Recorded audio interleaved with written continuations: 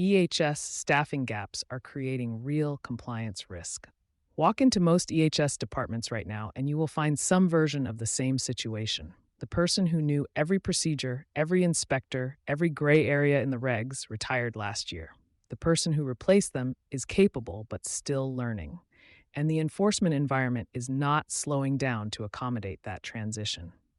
The ASSP's 2026 Corporate Listening Tour report, which engaged executives and EHS leaders across every sector, identified workforce instability as one of 5 critical themes reshaping how organizations manage safety and compliance.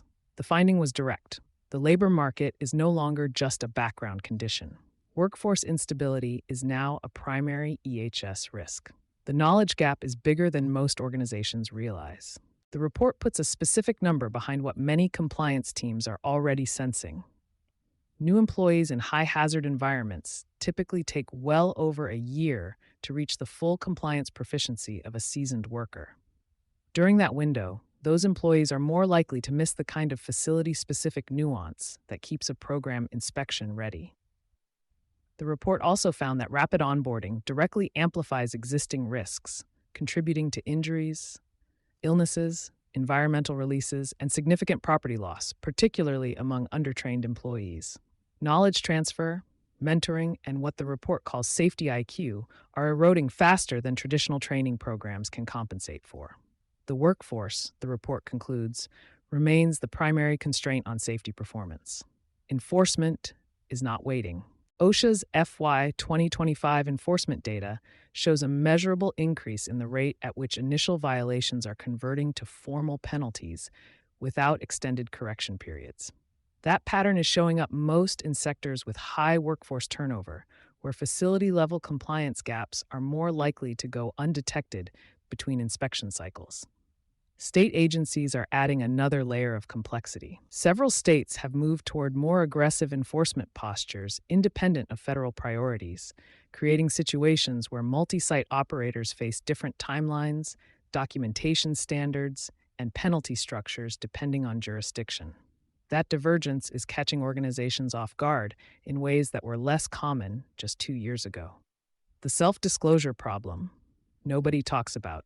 Federal and state self-disclosure programs continue to offer meaningful penalty reductions for organizations that identify and report their own violations.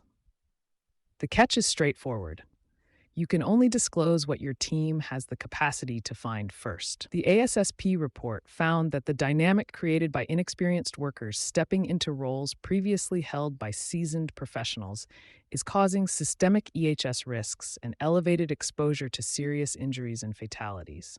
When institutional knowledge walks out the door, that early warning function goes with it.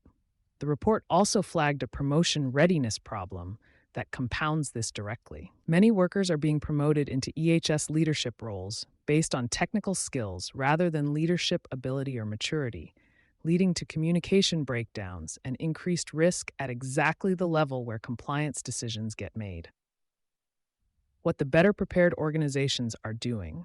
The facilities managing this well share a few practical traits. They have built escalation protocols that do not depend on any single person's institutional knowledge. They are tracking leading indicators alongside required record keeping, which gives them visibility into risk before it becomes a violation. And they have established clear lines between EHS functions and legal counsel so that when enforcement contact comes, the response is coordinated from the start. For EHS and compliance leaders heading into Q2, the question worth sitting with is whether the staffing changes of the last 18 months have left gaps in your program that you have not fully mapped yet. The enforcement environment suggests now is a better time to find them than to wait.